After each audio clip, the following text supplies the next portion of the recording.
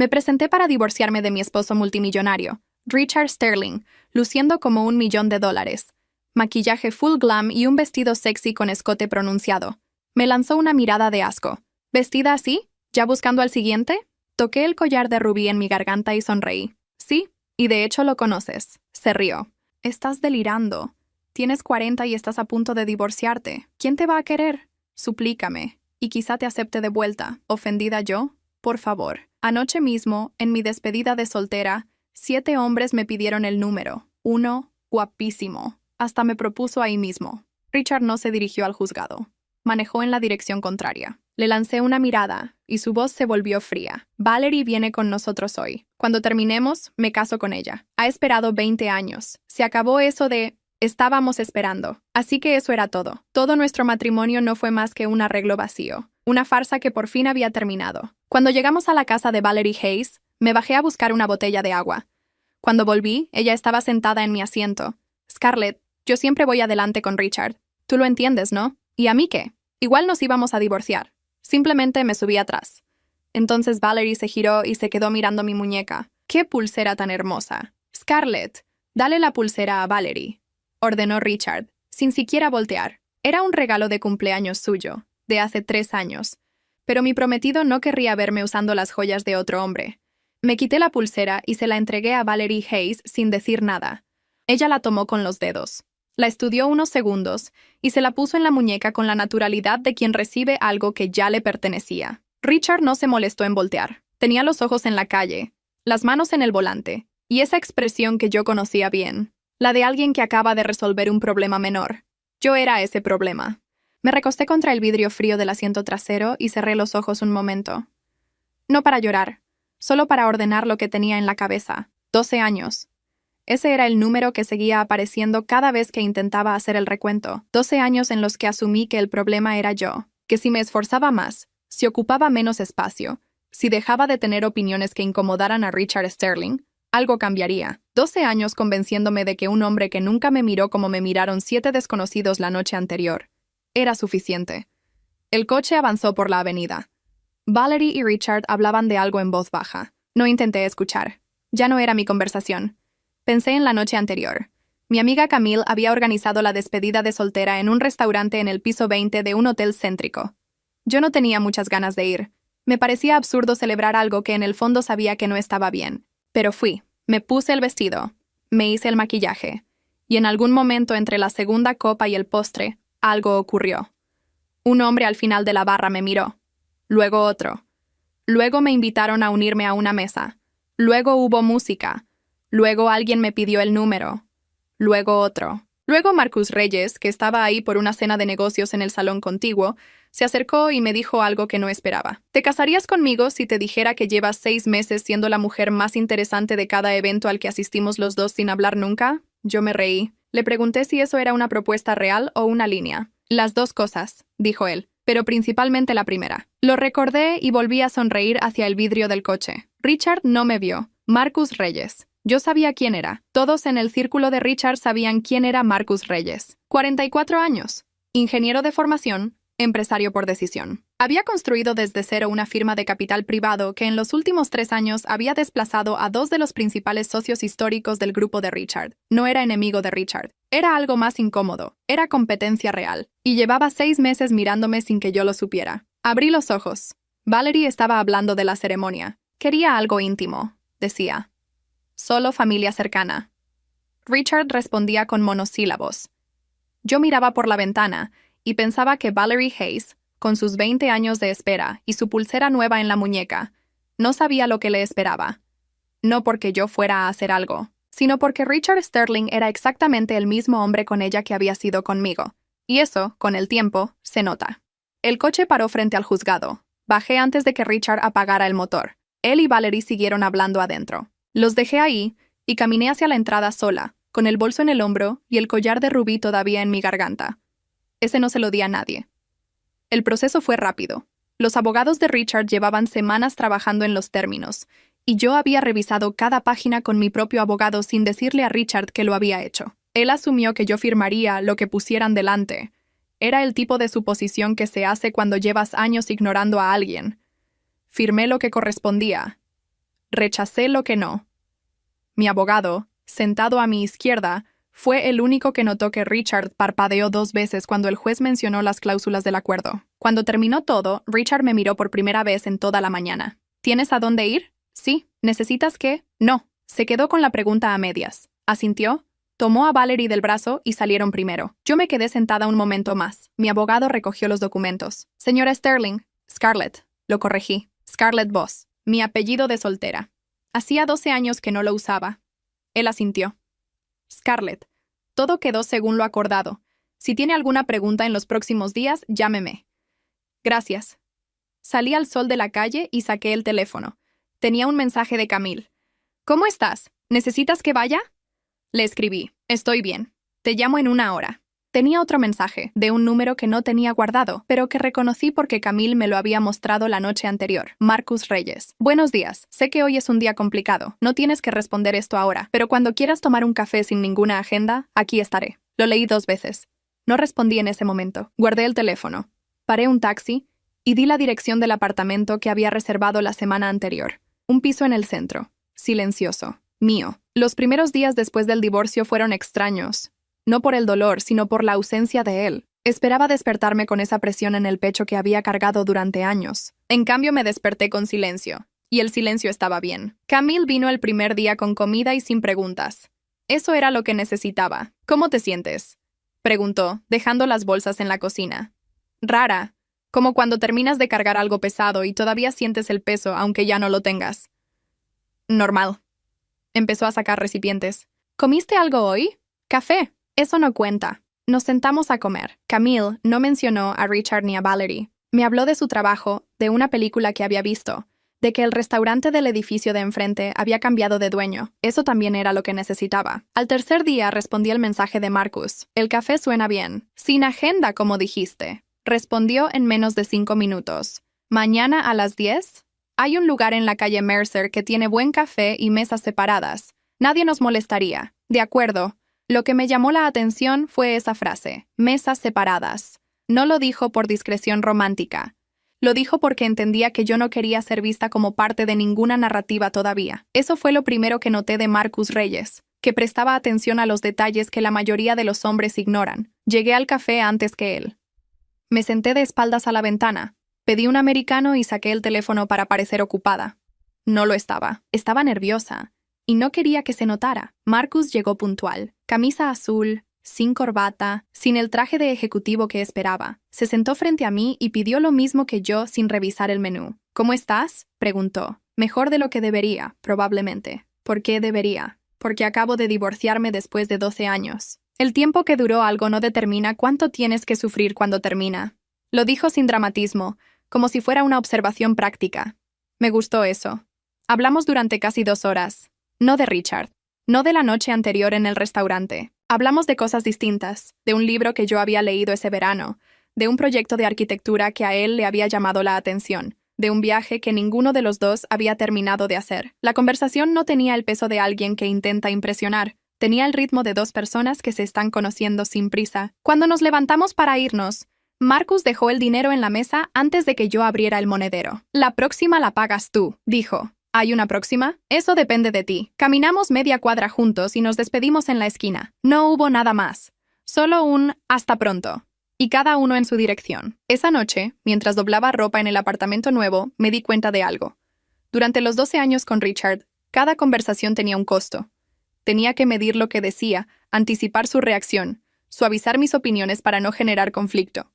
Con Marcus, 2 horas habían pasado y no había medido nada. No saqué ninguna conclusión de eso. Era demasiado pronto para conclusiones, pero lo noté. La llamada de Camille llegó el viernes por la tarde. Acababa de salir de una reunión con mi abogado para revisar unos detalles del acuerdo final. Scarlett, ¿estás sentada? Voy caminando. ¿Qué pasó? Acabo de hablar con Diane, del grupo Harwell. Hizo una pausa. Marcus Reyes es socio mayoritario del grupo Harwell desde hace 2 años. Me detuve en la calle. El grupo Harwell era el principal competidor del fondo de inversión de Richard. No eran enemigos declarados, pero en los últimos 3 años habían bloqueado 2 adquisiciones que Richard tenía prácticamente cerradas. Richard los mencionaba en las cenas con una mezcla de irritación y respeto que nunca le dedicó a nadie más. ¿Desde hace 2 años? Pregunté. 2 años y 3 meses, según Diane. Entró como socio silencioso y el año pasado tomó la posición mayoritaria. Reanudé el paso. ¿Y Richard sabe quién es? ¿De quién? Diane dice que se reunieron el año pasado en una conferencia. Se conocen. Me quedé pensando en eso durante el resto del camino al apartamento. Marcus Reyes sabía perfectamente quién era yo cuando se acercó en ese restaurante. Sabía que era la esposa de Richard Sterling. Sabía que esa noche era mi despedida de soltera, lo que significaba que el divorcio era inminente. Eso cambiaba algunas cosas. O tal vez no cambiaba nada. Eso era lo que tenía que decidir. Llegué al apartamento, dejé el bolso en la silla y me senté en el borde de la cama. Saqué el teléfono y busqué el hilo de mensajes con Marcus. Todavía estaba ahí. ¿Hay una próxima? Eso depende de ti. No le escribí esa noche, pero tampoco borré el hilo. Me levanté, fui a la cocina, preparé algo de comer, y mientras esperaba que hirviera el agua, abrí el cajón donde había guardado el collar de rubí. Lo saqué. Lo sostuve un momento. Lo volví a guardar. Todavía no sabía exactamente qué iba a pasar, pero por primera vez en 12 años, la incertidumbre no me asustaba. Me parecía simplemente el inicio de algo que yo todavía no podía ver del todo. Y eso, descubrí esa noche, era suficiente para seguir. La llamada de Marcus llegó un martes por la mañana, 4 días después del café. No fue un mensaje, fue una llamada. Eso ya me dijo algo de él. Buenos días. ¿Tienes 10 minutos? Depende para qué. Quiero ser directo contigo sobre algo antes de que sigas pensando en si puedes confiar en mí o no. Me senté en el sofá. Adelante. Sé quién es Richard. Sé que yo formo parte del grupo que ha bloqueado 2 de sus proyectos en los últimos años, y sé que tú probablemente ya lo descubriste. El jueves, dije. Imaginé que sí. Hizo una pausa. Lo que pasó en el restaurante no fue estrategia. Estaba ahí por una cena con clientes. Te vi. Me acerqué porque quise hacerlo, no porque fuera conveniente. ¿Y el hecho de que sea conveniente no te preocupa? Me preocupa lo suficiente como para llamarte y decírtelo antes de que te llegue por otro lado. Eso era lo más cercano a una respuesta honesta que podía esperar en ese momento. No me convenció del todo, pero tampoco lo descarté. ¿Qué quieres, Marcus? Conocerte, sin cálculos. Si en algún punto sientes que hay algo que no te cuadra, me lo dices y paramos. ¿Así de simple? Así de simple. Guardé silencio unos segundos. De acuerdo, dije. Pero si en algún momento siento que esto tiene que ver con Richard, termina. Entendido. Colgamos. Me quedé mirando el teléfono en la mano y pensé que si Marcus Reyes estaba mintiendo, era el mentiroso más eficiente que había conocido. Y si decía la verdad, era el hombre más directo con el que había hablado en 12 años. Ninguna de las 2 opciones me dejaba tranquila del todo, pero seguí adelante. Nos vimos 3 veces esa semana. Ninguna de las 3 fue una cita formal. La primera fue un almuerzo rápido cerca de su oficina porque él tenía reuniones por la tarde y yo pasaba por esa zona. La segunda fue una caminata de 40 minutos por el parque porque los 2 teníamos la tarde libre y ninguno quería estar encerrado. La tercera fue una cena, esa sí más larga, en un restaurante pequeño que él conocía y que yo nunca había pisado aunque quedaba a 15 minutos de donde había vivido 12 años. En ninguna de esas 3 veces mencionamos a Richard. Pero el jueves de esa semana, Richard me mencionó a mí. Me lo contó Camille. Había estado en una reunión de directores en la que Richard estaba presente. En algún momento, alguien preguntó por el estado de una negociación que el grupo Harwell había bloqueado el año anterior. Richard respondió que el tema seguía abierto y que esperaba resolverlo sin interferencias externas. Luego, sin que nadie preguntara, añadió que había pasado por cambios personales recientes, que le daban más libertad para enfocarse en los negocios. Básicamente dijo que divorciarse de ti fue lo mejor que le pudo pasar para trabajar mejor, me resumió Camille. Ah, ¿eso te molesta? Lo pensé un momento. No. Me parece coherente con quién es. Lo que sí me llamó la atención fue la parte del grupo Harwell. Richard estaba usando el divorcio como señal de que estaba listo para negociar con más agresividad. Y el grupo Harwell era Marcus. Se lo dije a Marcus esa misma noche por mensaje. Camille me contó lo que dijo Richard hoy en una reunión. Mencionó al grupo Harwell. Respondió en 10 minutos. Lo sé. Me lo informaron esta tarde. ¿Estás bien? Estoy bien. Solo quería que supieras que lo sé. ¿Cambia algo para ti? Tardé en responder. Todavía no lo sé. Está bien. No tienes que saberlo ahora. Lo que sí supe esa semana fue algo que nadie esperaba que yo supiera. 3 días después del divorcio, mi abogado me había pedido que revisara un documento relacionado con una cuenta que Richard había omitido declarar en los activos comunes. Era una cuenta menor. No cambiaba los términos del acuerdo, pero requería mi firma para cerrar el proceso. Mientras revisaba los documentos, noté algo. El nombre de la empresa vinculada a esa cuenta era Harwell Capital Partners. No era el grupo Harwell de Marcus. Era una empresa distinta, con un nombre similar, registrada 4 años atrás en un estado diferente. Pero el nombre era suficientemente parecido como para que alguien en algún momento pudiera confundirlos, o como para que Richard pudiera argumentar confusión si alguien preguntaba. Le pregunté a mi abogado, ¿esto tiene alguna relación con el grupo Harwell? Él revisó el documento. No, son entidades distintas. El registro, la dirección, los socios, todo es diferente. La similitud del nombre es probablemente coincidencia. ¿Probablemente? En términos legales, no hay ninguna conexión documentada. Lo dejé ahí. Firmé lo que correspondía y no dije nada más, pero guardé una copia del documento. Esa noche, sentada en la cocina con una taza de té que se estaba enfriando, entendí algo que había tardado en ver.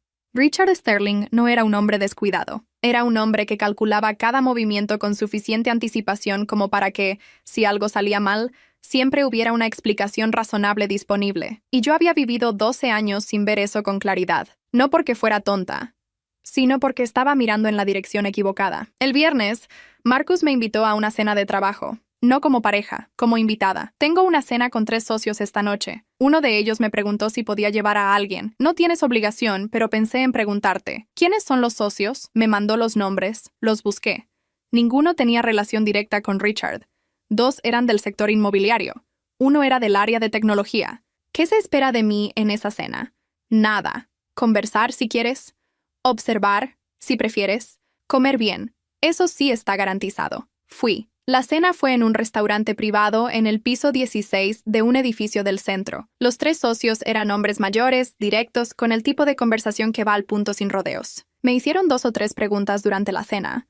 Preguntas normales, de las que se hacen para incluir a alguien en una conversación. Las respondí con la misma naturalidad. En ningún momento sentí que me estaban evaluando. Pero sí noté algo. Durante la cena, uno de los socios, el del área inmobiliaria, mencionó de pasada el nombre de una empresa. La misma empresa vinculada a la cuenta que Richard había omitido en el acuerdo. No dije nada. Tomé un sorbo de agua y seguí escuchando. Después de la cena, mientras esperábamos el ascensor, Marcus se puso a mi lado. ¿Estás bien? Te vi cambiar de expresión en algún momento. Sí, solo noté algo. ¿Algo que quieras contarme? Lo miré. Llevábamos menos de 2 semanas hablando. No era el momento de contarle nada. Todavía no, dije. Él asintió sin presionar. En el taxi de regreso, miré por la ventana y pensé en la cuenta omitida, en el nombre de la empresa, en la cena, en Richard hablando del grupo Harwell en esa reunión. Las piezas no formaban todavía una imagen completa, pero estaban ahí, y empezaban a tener un orden. No sabía a dónde llevaba todo eso, pero por primera vez desde el divorcio, sentí que estaba prestando atención a las cosas correctas. La convocatoria llegó un lunes por correo electrónico.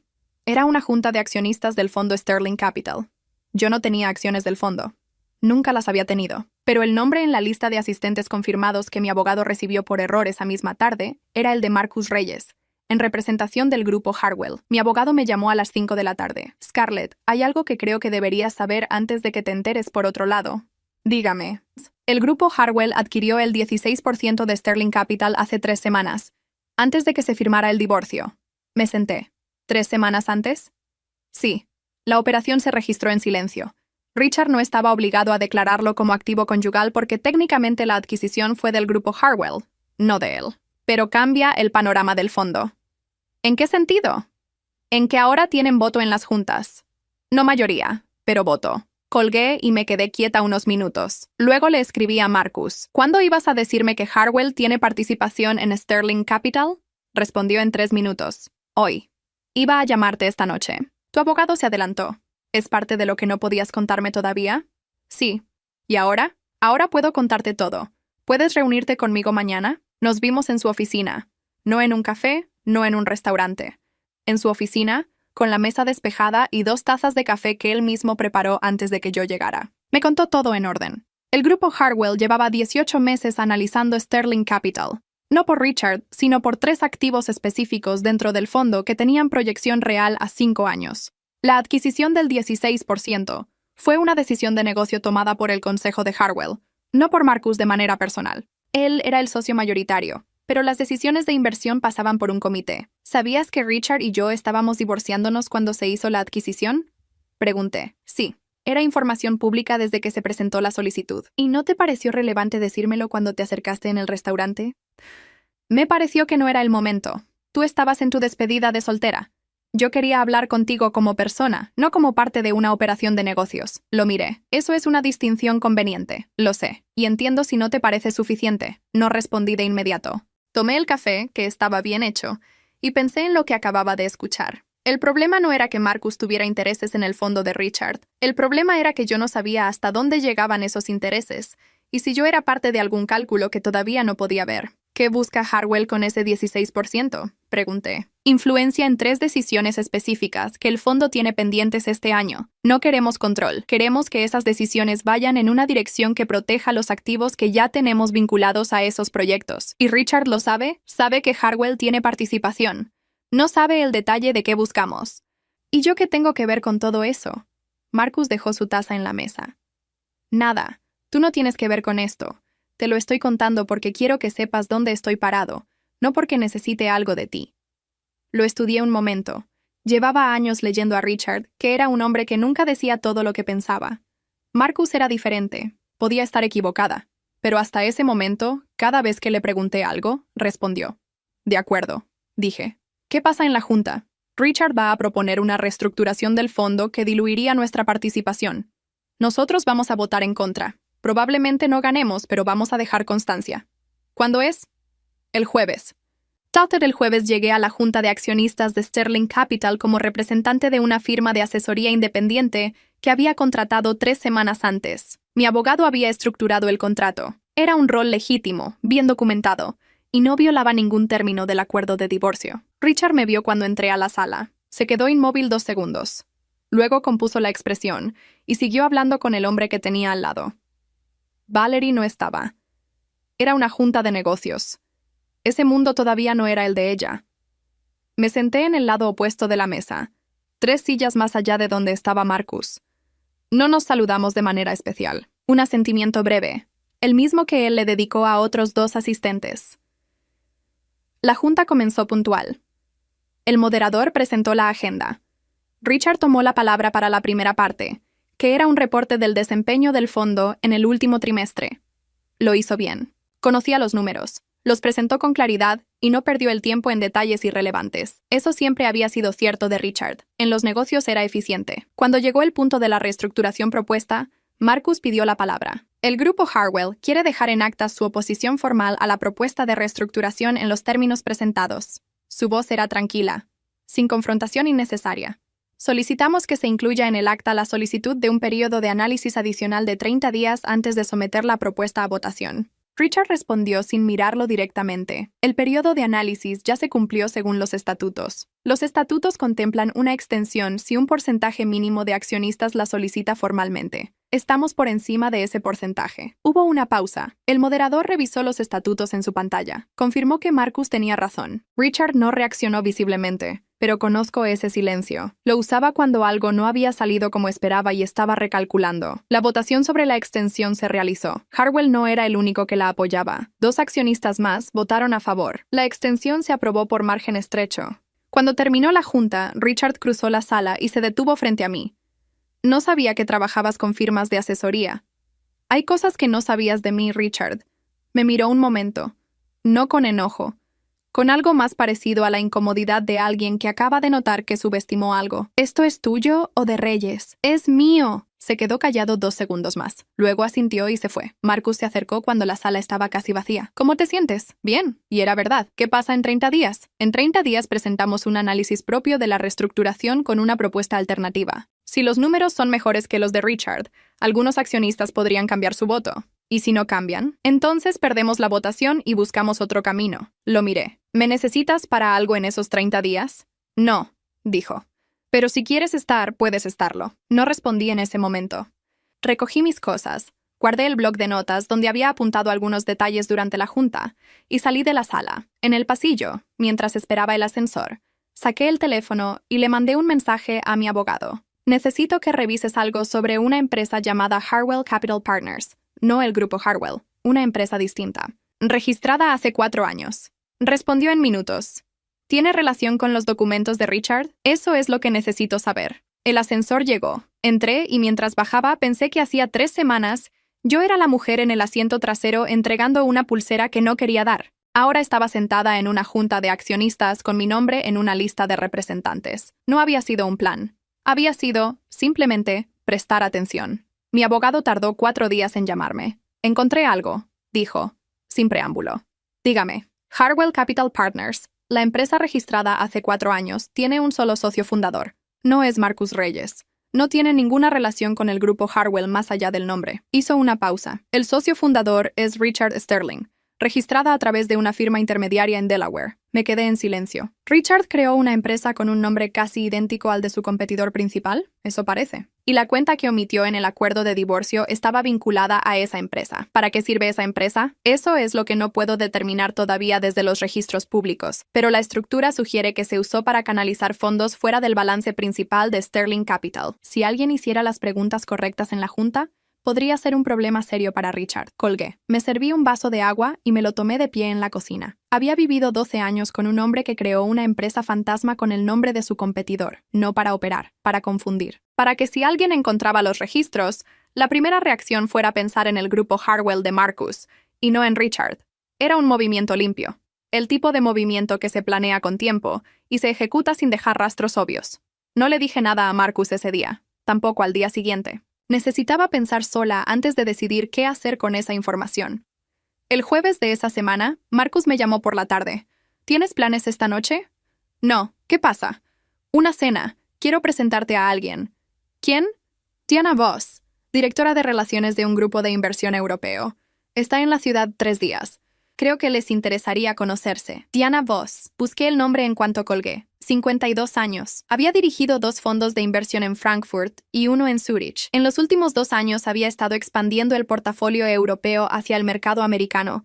No tenía relación visible con Richard ni con Sterling Capital. Fui a la cena. Diana Voss era una mujer que hablaba poco y escuchaba mucho. Durante la primera media hora casi no habló. Hizo 2 preguntas, escuchó las respuestas completas y luego ordenó el plato principal sin que yo notara cuándo había mirado el menú. En algún momento de la cena me preguntó en qué estaba trabajando. Le conté, en términos generales, que había terminado una etapa y estaba evaluando qué construir a continuación.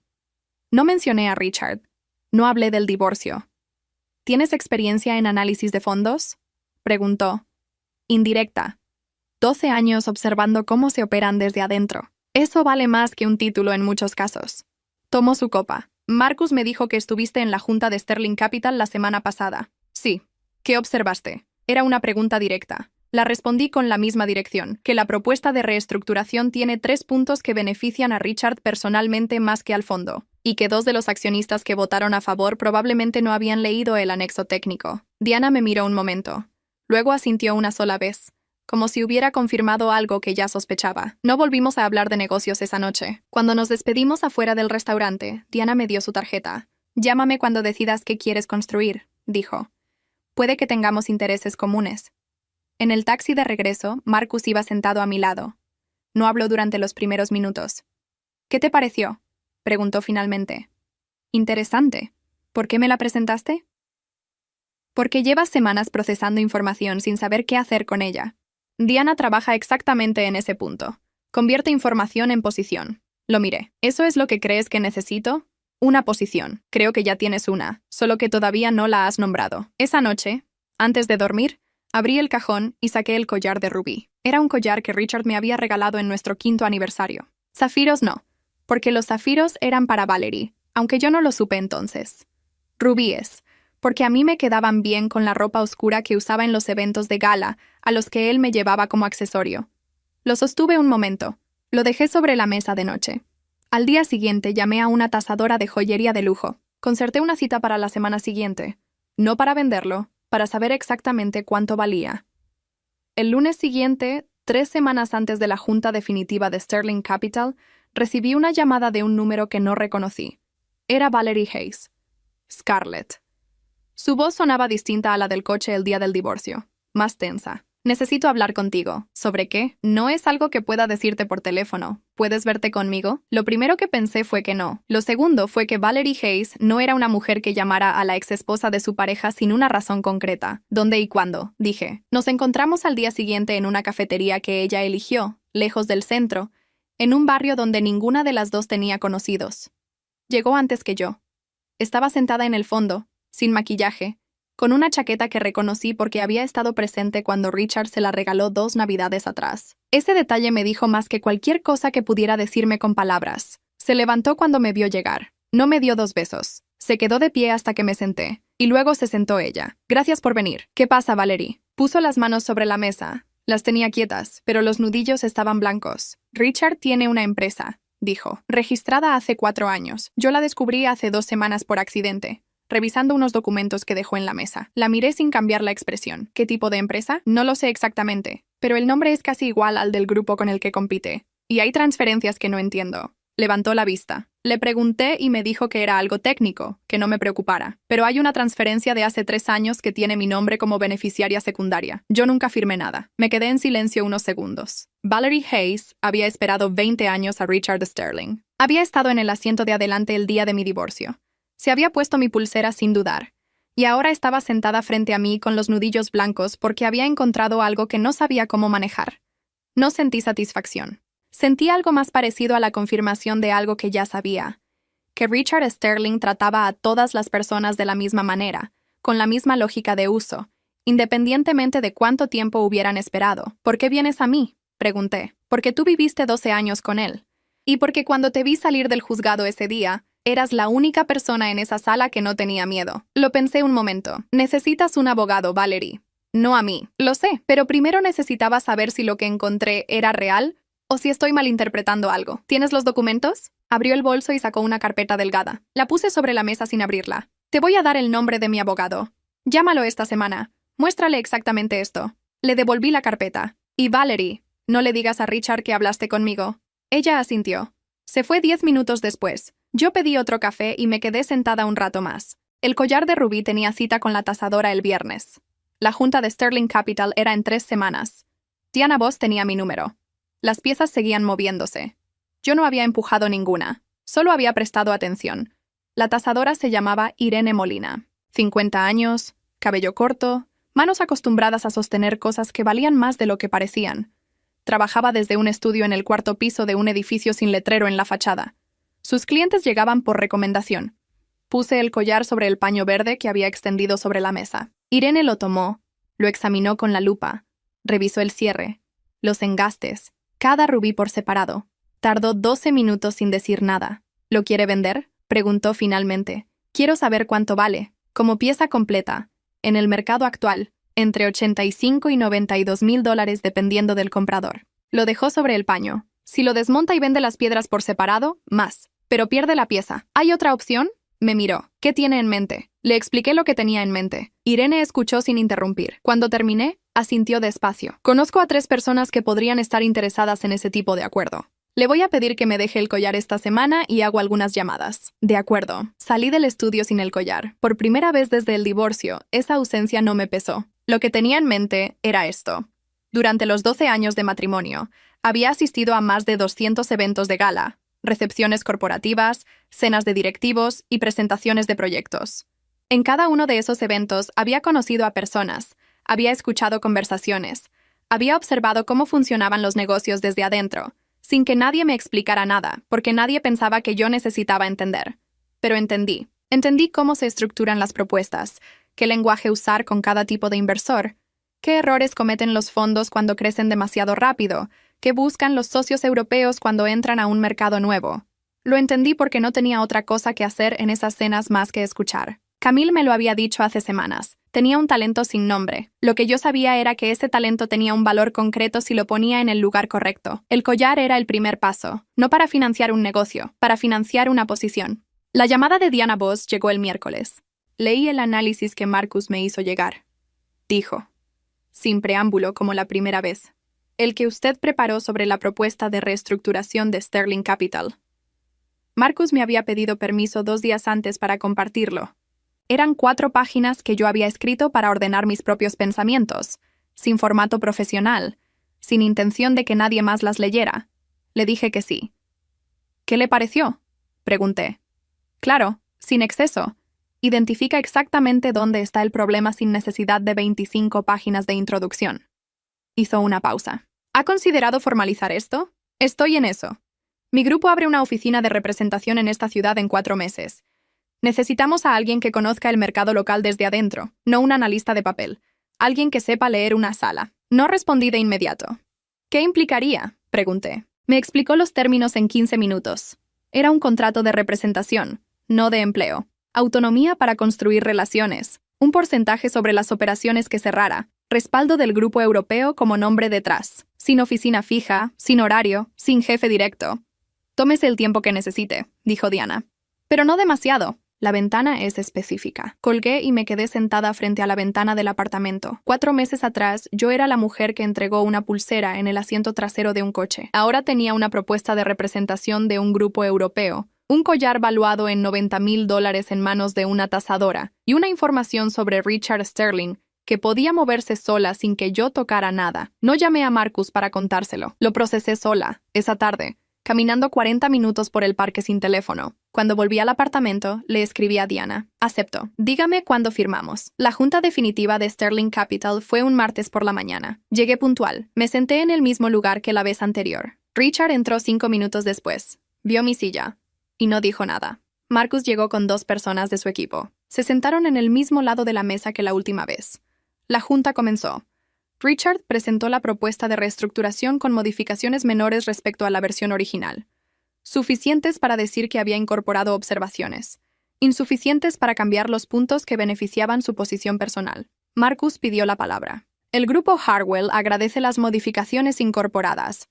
Sin embargo, mantenemos nuestra objeción a los puntos 3 y 7, cuyo efecto sobre los accionistas minoritarios no ha cambiado en la nueva versión. Puso 3 hojas sobre la mesa. Presentamos un análisis alternativo que fue circulado a todos los accionistas esta mañana. 2 accionistas que la vez anterior habían votado con Richard bajaron la vista hacia las hojas. El moderador abrió la votación. El punto 3 de la reestructuración no pasó. 4 votos en contra, 3 a favor. El punto 7 tampoco. El resto de la propuesta se aprobó sin objeción.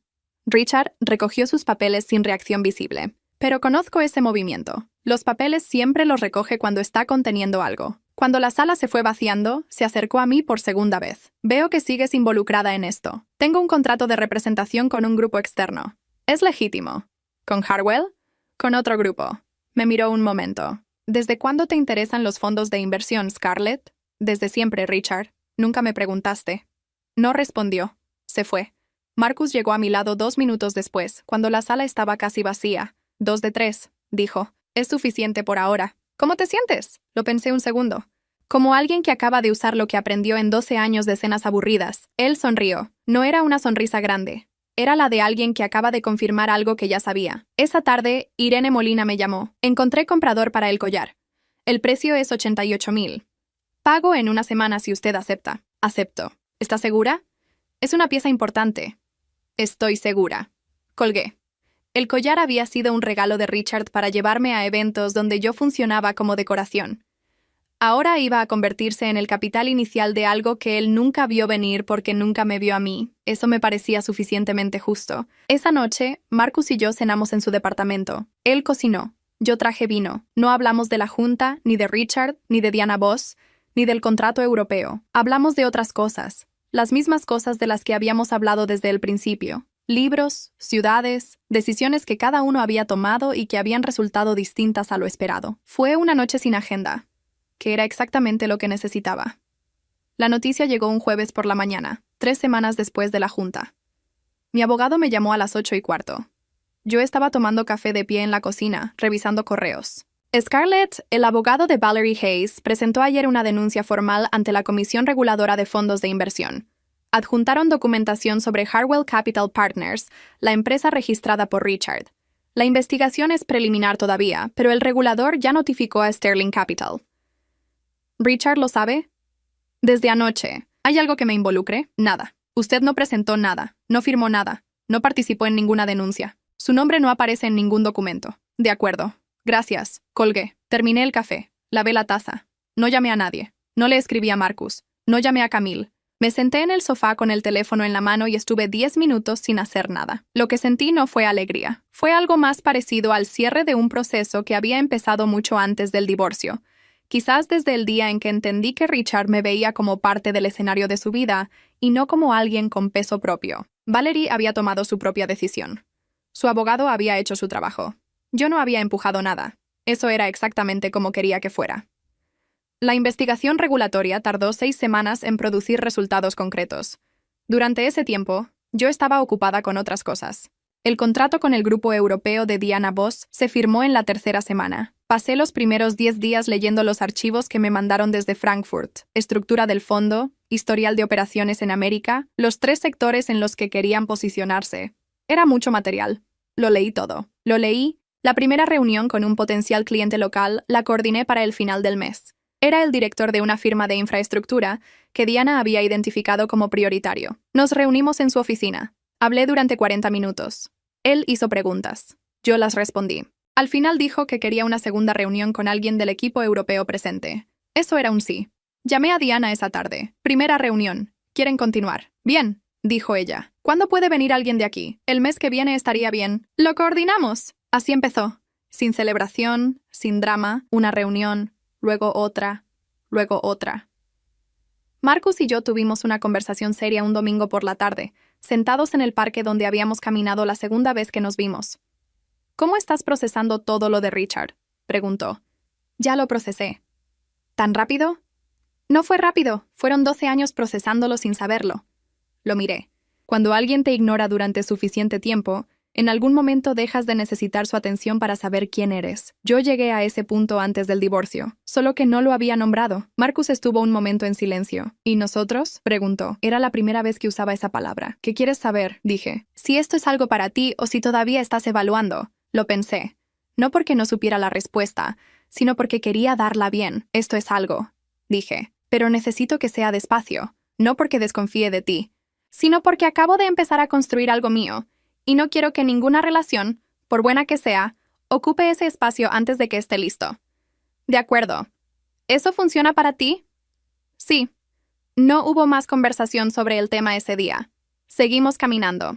Eso también era parte de lo que funcionaba con Marcus, que una respuesta directa era suficiente para él. No necesitaba más.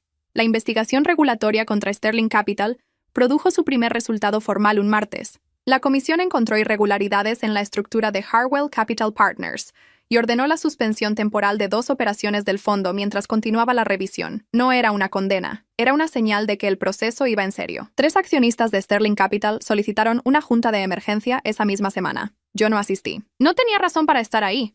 Mi contrato de representación era con el grupo europeo, no con Sterling Capital, y nada de lo que pasara en esa junta me afectaba directamente.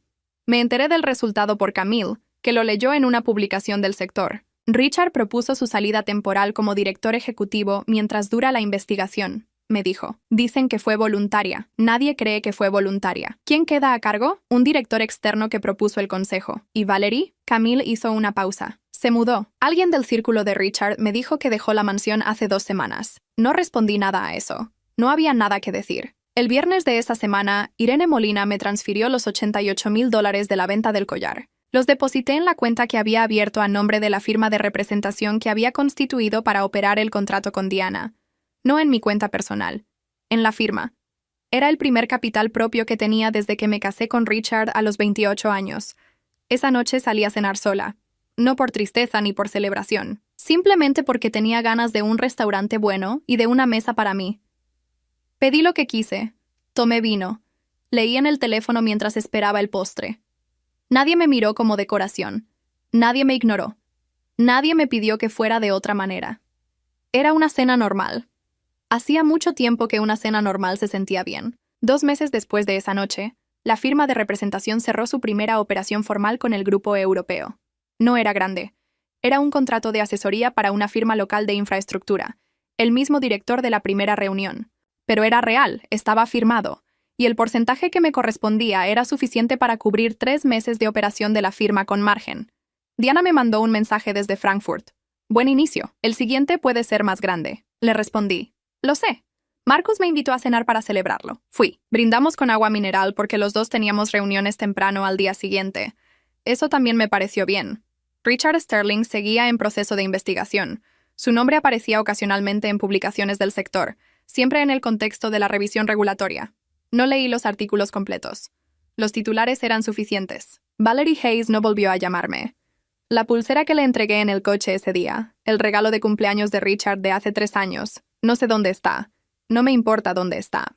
Lo que sí sé es que el collar de rubí, que Richard me regaló para que brillara en sus eventos, terminó siendo el capital inicial de algo que él nunca vio porque nunca me vio a mí. Eso no lo planeé. Pero no me molesta cómo resultó.